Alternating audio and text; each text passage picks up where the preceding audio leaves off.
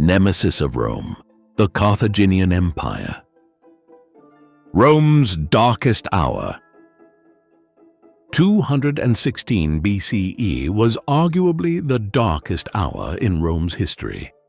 In early August of that year, an army of Carthaginians from North Africa and their allies, led by the famous general Hannibal, had largely annihilated a great Roman army of some 50,000 men at Cannae in the southeast of Italy.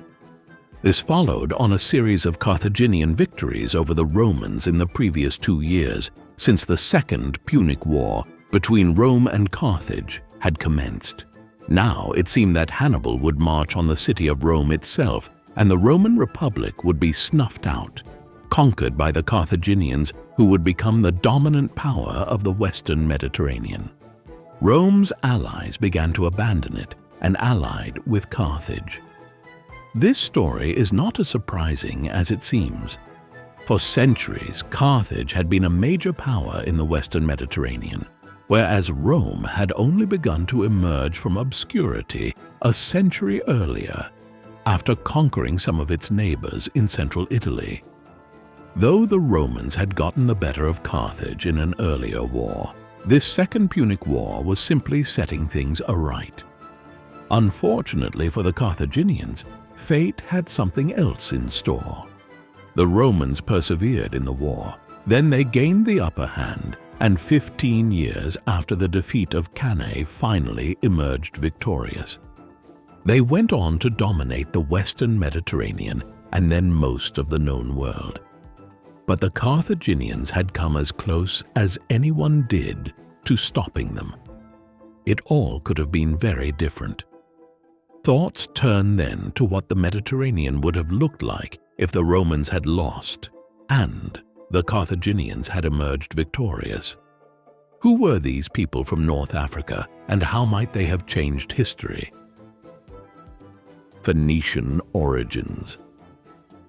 The Carthaginians were a Phoenician people. The Phoenicians were a culture that emerged in the aftermath of the late Bronze Age collapse of the mid-second millennium BCE to become an influential group in the Levant in the early Iron Age, roughly around the 12th and 11th centuries BCE.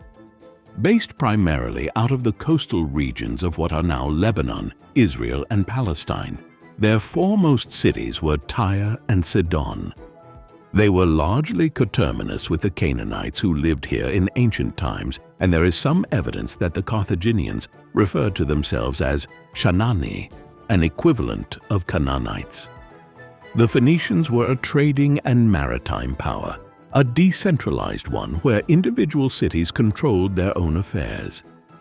Beginning around the 10th century BCE, groups of their citizens began leaving the Levant and setting up new colonies further westwards around the Mediterranean. As the Greeks would do later on, the Phoenicians eventually established hundreds of colonies around the Mediterranean, as far west as Hispania. Some of these would remain small, others would grow to be big.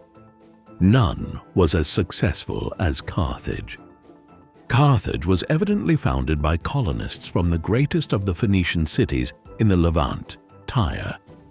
The city was established on a promontory on the northeastern coast of what is now Tunisia, within the modern-day city of Tunis.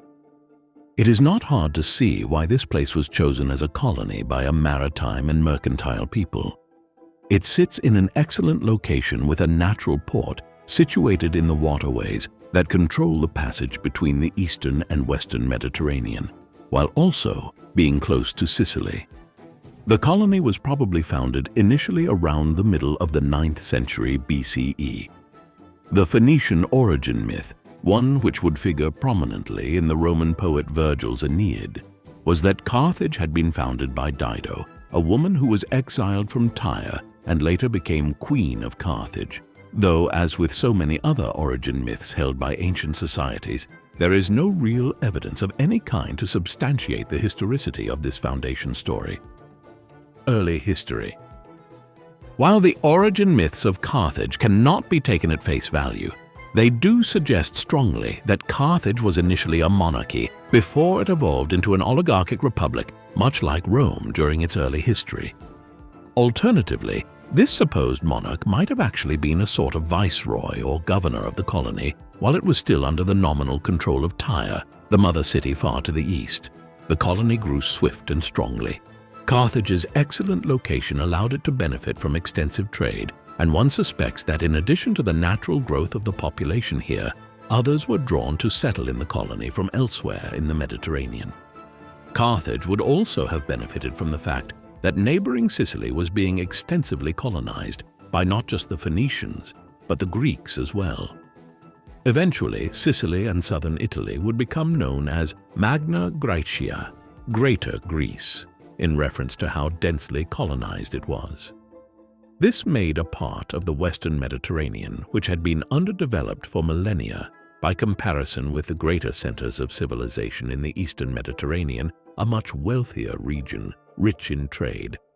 Carthage boomed as a result, and it also began to acquire new territory, expanding to control the hinterland of the city in North Africa, and also acquiring influence further afield around the Western Mediterranean.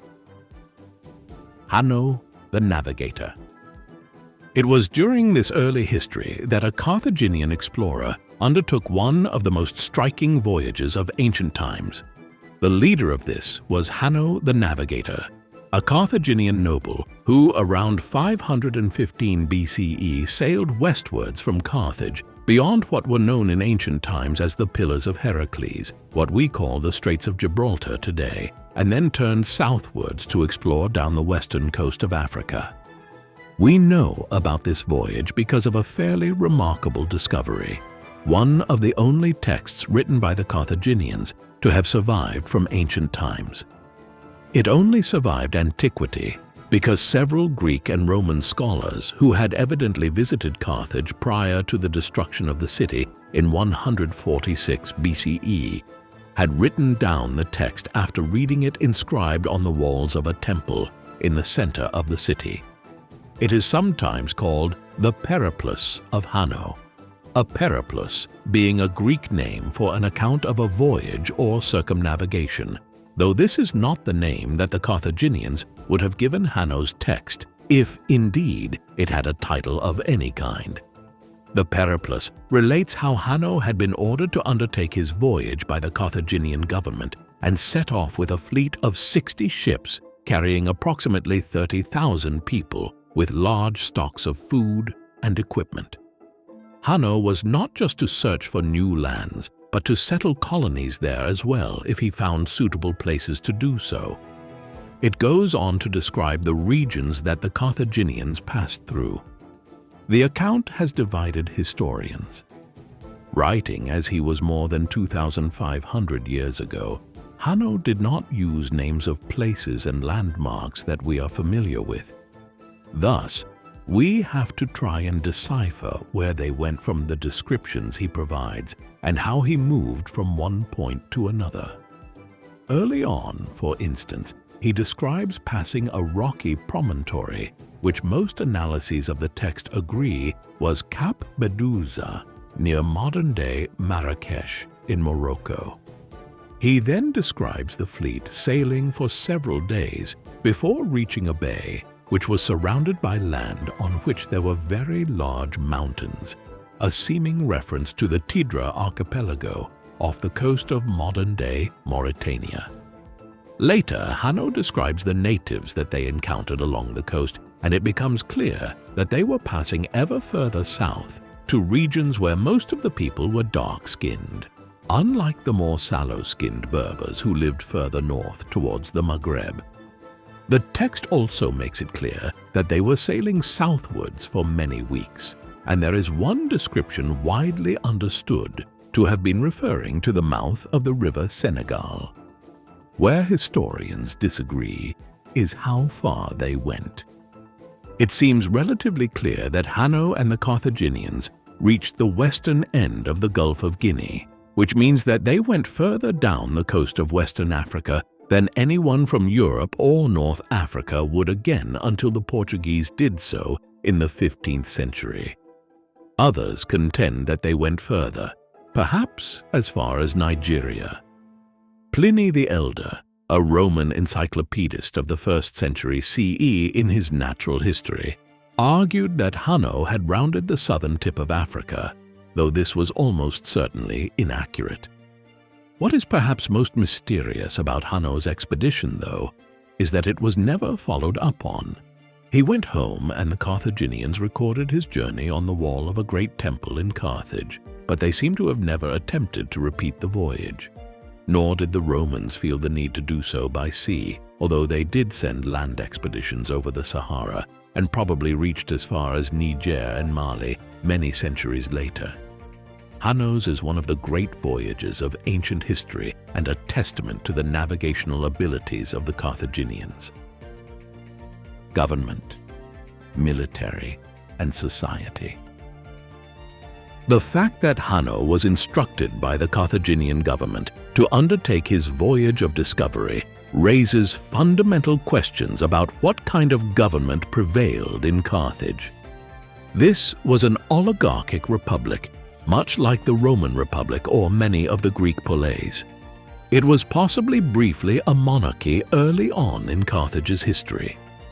What this oligarchic system involved was an aristocracy of sorts who controlled a government system that had the surface appearance of a democracy. These aristocratic families did not have noble titles in the medieval and modern sense, but were similar to the patrician families of Rome in that they were recognized as the most esteemed families who largely monopolized power between them. They evidently met in an assembly of sorts not entirely dissimilar to the Roman Senate, the members of which were known as Drum or Great Ones, though our evidence for how this functioned is limited.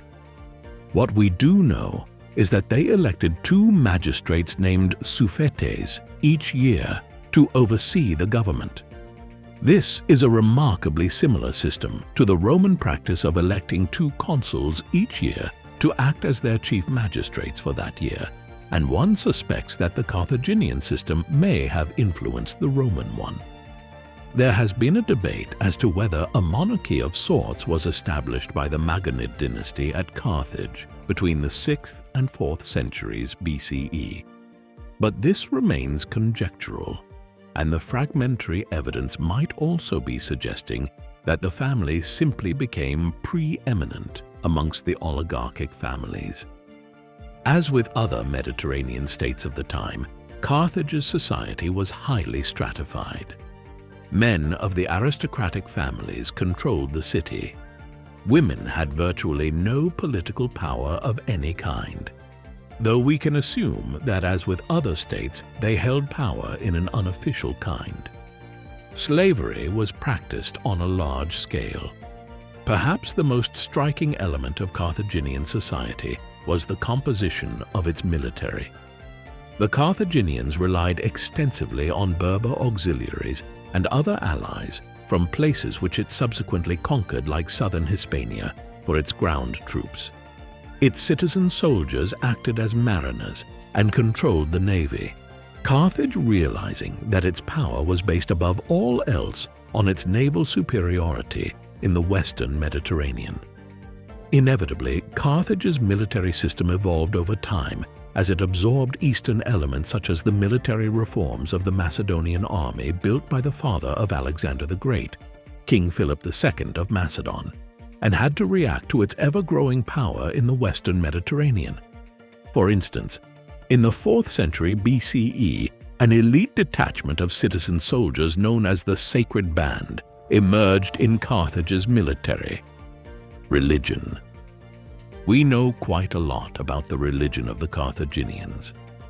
This is aided by the fact that their religious system was essentially a direct continuation of that of the Phoenicians, and therefore we can extrapolate quite a lot from evidence found elsewhere in places like the Levant and their other colonies around the Mediterranean. Like virtually all peoples of the Mediterranean world prior to late antiquity, the Carthaginians were polytheists, meaning they worshipped a pantheon of hundreds of gods and goddesses. Like the Egyptians, Greeks, and later the Romans, This system overlapped with a complex mythology and canon of fables and stories of their deities and how they interacted with the world. Different goddesses and gods were said to have control over different aspects of life and the world.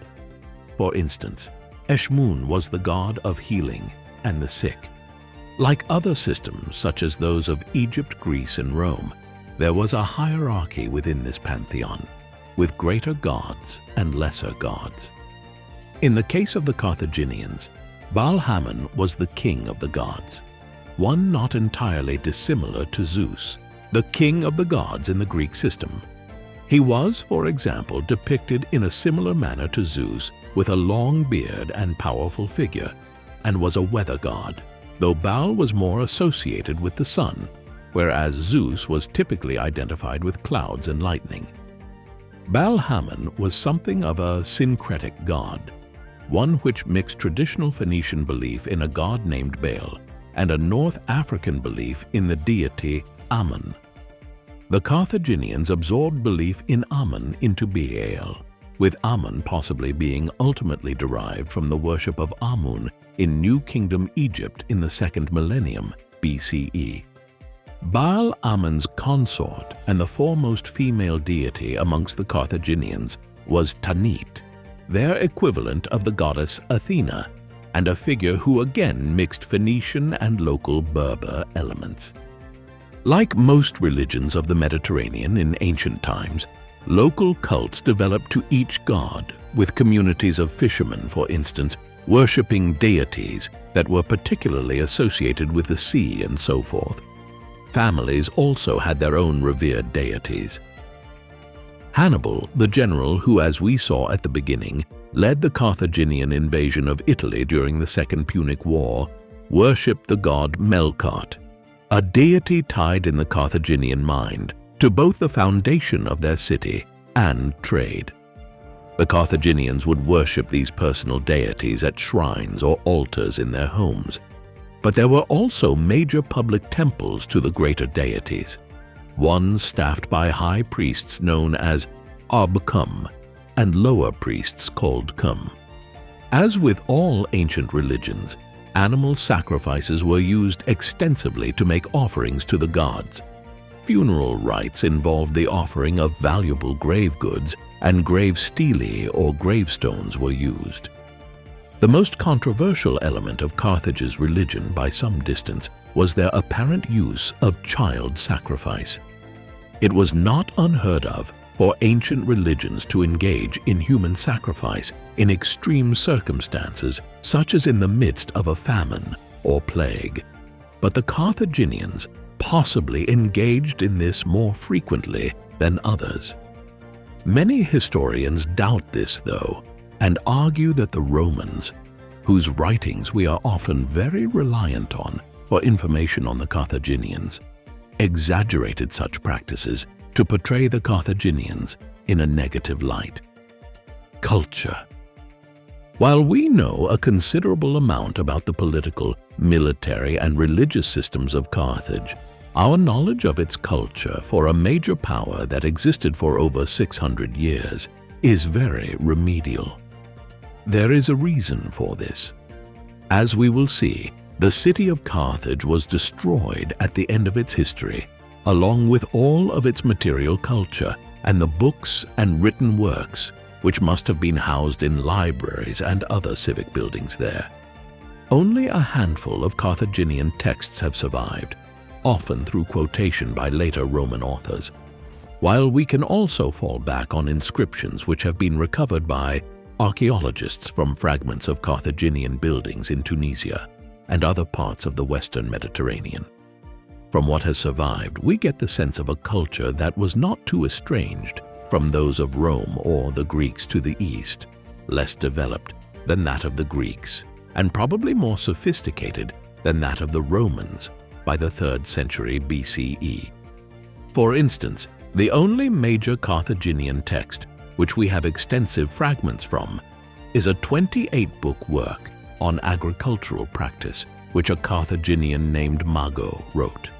It was considered valuable enough that the Roman Senate ordered copies of it to be produced in Latin in order to aid Roman agriculture.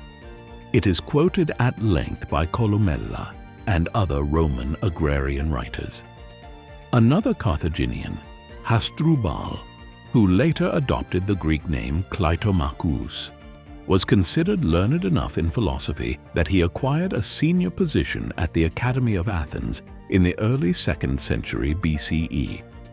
A late Roman historian, Ammianus Marcellinus, stated that a king of Mauritania, Juba II or Juba the Great, a ruler who wrote dozens of books on a wide range of topics, based some of his research on Carthaginian texts which he had in his library.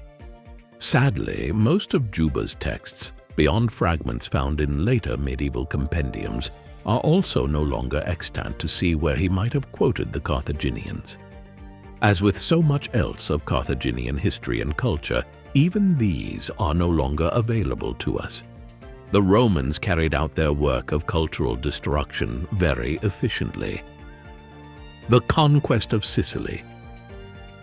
As substantial as Carthage's rise had been in between the 8th and 6th centuries BCE, its real ascendancy as a major power in the Western Mediterranean began in the early 5th century BCE, not long after Hanno had returned from his epic voyage, and just as the Persian Empire was invading Greece and trying to bring it under its control.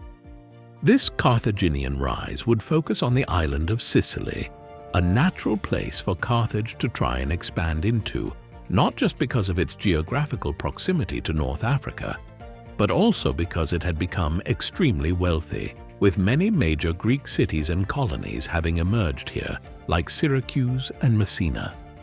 The former, Syracuse, was controlled by a tyrant named Gelo, who early in the 5th century BCE set about trying to conquer all of Sicily.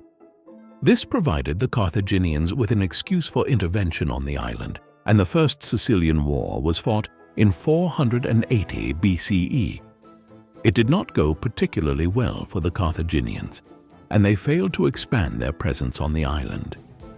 Nevertheless, they did succeed in preventing Syracuse from rising to a position of hegemony over Sicily, and they also established the very notion of Carthage taking control of the wealthy island and its cities.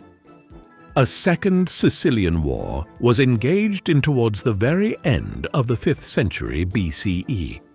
Syracuse and the other Greek colonies had been weakened by having to fight off an invasion of their lands by an Athenian expeditionary force in the middle of the Peloponnesian War between Athens and Sparta.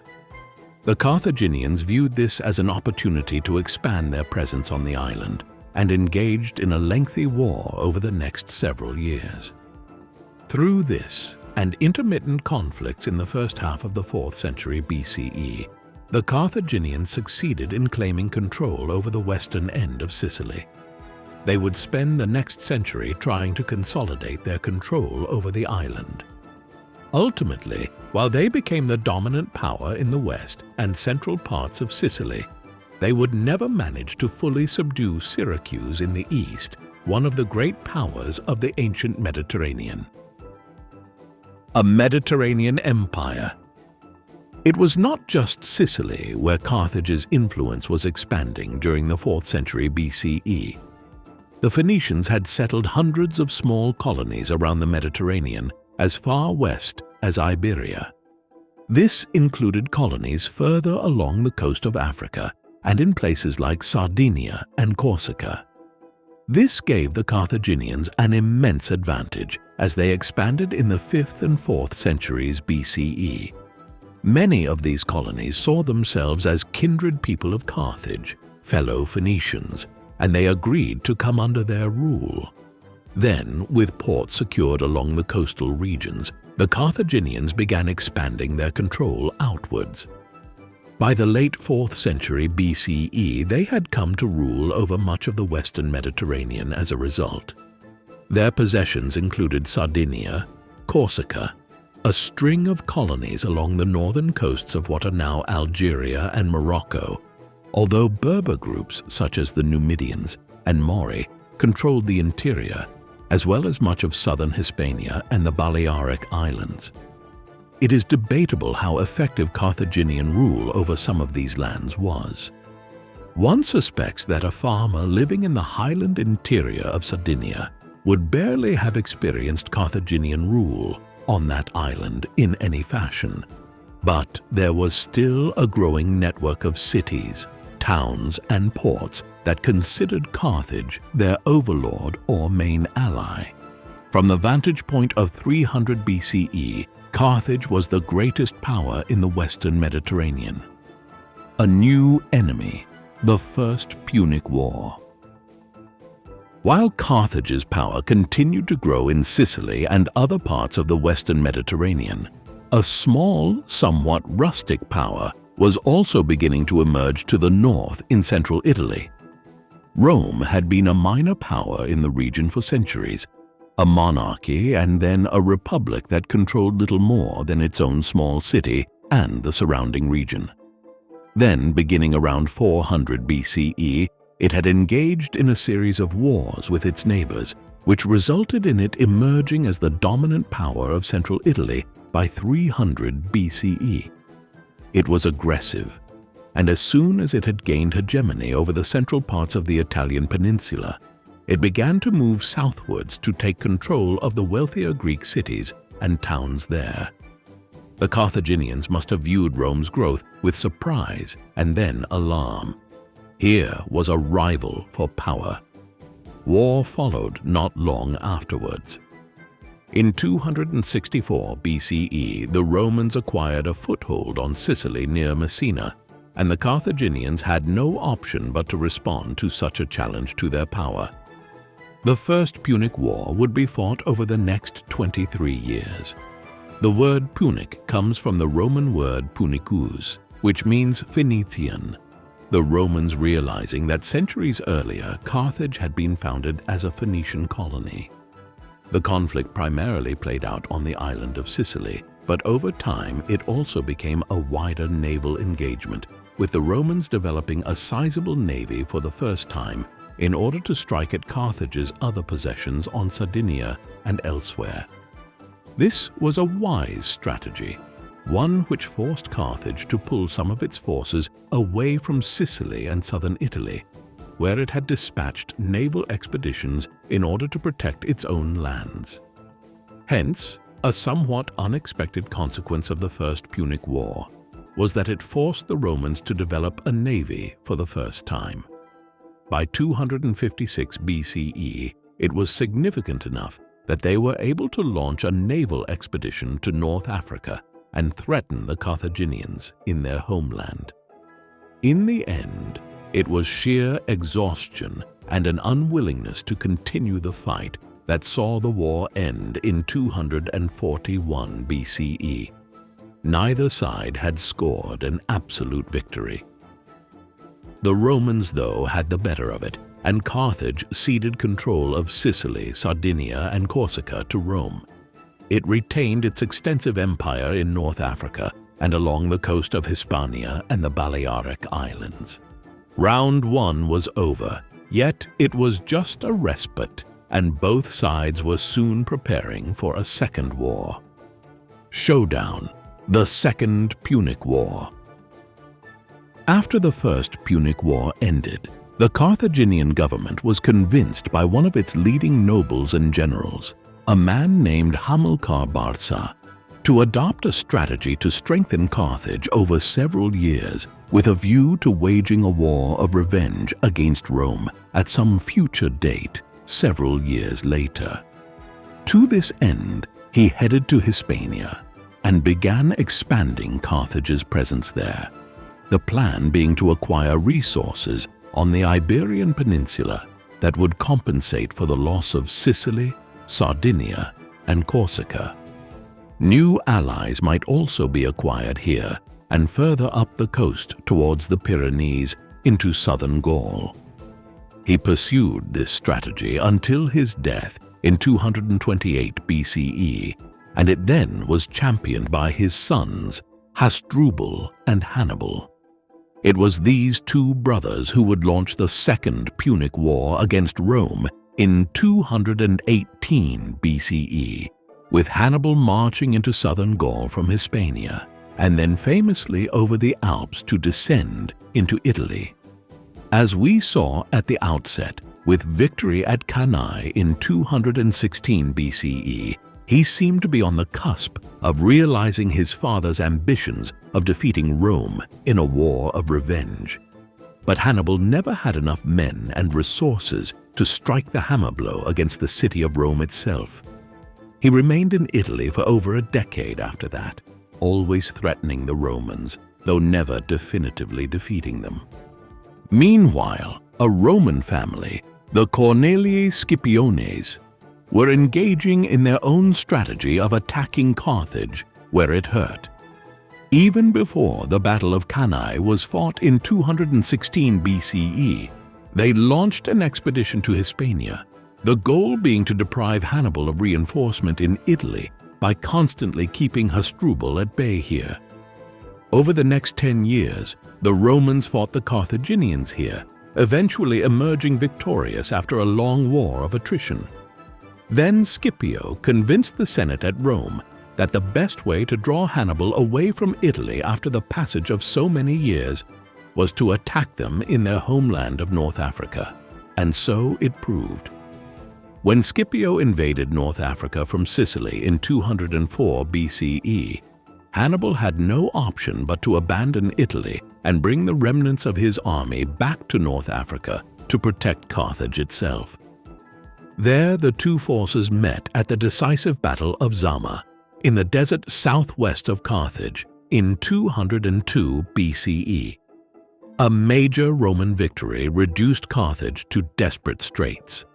A year later, with Carthage itself surrounded and under siege, the government decided to negotiate. Under the peace terms, Carthage gave up its territories in Hispania to Rome, while much of its North African territory was handed to a number of Berber warlords who had allied with the Romans in the final years of the war. Carthage was reduced to little more than a city-state. Destruction. The Third Punic War. That might have been the end of it. The Carthaginians were thoroughly humbled and knew there was no coming back from their defeat at the end of the Second War. When Hannibal suggested a policy of gradually building up their power once again in the 190s BCE, the Carthaginian government exiled him. He spent the last decade or so of his life far to the east, fighting as a general for the Seleucid Empire and other powers who were now trying to resist Roman expansion into the eastern Mediterranean. There is little sign that Carthage was trying to do anything to resurrect itself as a threat to Rome thereafter. And yet, the Romans remained concerned about the state across the Mediterranean, with which it had been at war for 40 years between the two wars. In the middle of the 2nd century BCE, during a period of immense belligerence on Rome's part, Cato the Elder, a respected elder statesman at Rome who had come of age decades earlier against the background of the Second Punic War, began peppering his speeches with claims of Carthago delenda est, Carthage must be destroyed. Eventually, his fellow Romans listened to him, and in 149 BCE, a Third Punic War was launched. It was very different to the previous two conflicts, a real David versus Goliath clash. The Romans sent an expedition to Carthage, and in 146 BCE captured the city. After 6.5 centuries of a long and proud history, the Carthaginians were not even offered peace terms. Instead, its people were enslaved.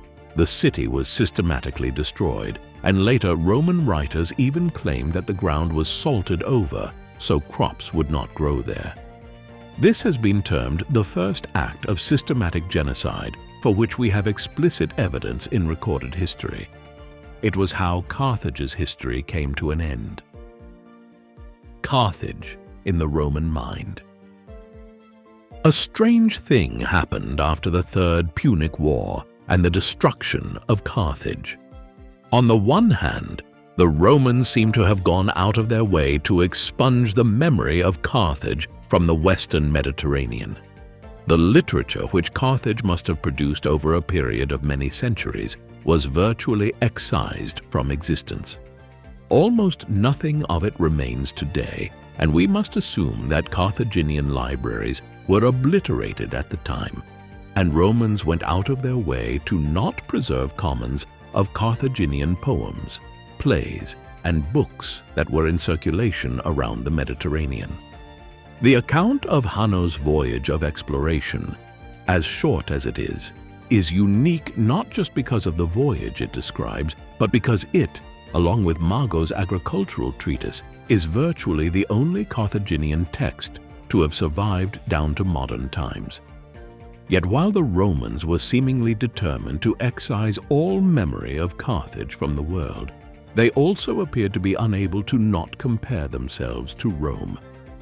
Over the next several centuries, Roman writers kept writing works in which they contrasted their own culture with that of Carthage. Carthage and Queen Dido, for instance, are central to the first 4 books of Virgil's Aeneid, the prose work which became central to the foundation story of Rome in the reign of Caesar Augustus. The largest Latin prose work extant today is a 12,000-line text written by Caelius Italicus in the 1st century CE called the Punica. The story focuses on the events of the Second Punic War. The Romans could not even resist rebuilding Carthage. A century after its destruction, in the early 40s BCE, Julius Caesar ordered the building of a new city on the site where Carthage had stood. It was named Novo Carthago, New Carthage, and grew within 2 centuries to be the 2nd largest city in the western Mediterranean once again. Thus, for centuries after they wiped out Carthage, the Romans wrestled in a strange way by trying to commemorate their victory and also trying to forget it. If you enjoyed this video, hit the like button. Subscribe to the channel to show your support and watch more content like this. Let us know your thoughts in the comments. That's it for now. We'll see you in the next one.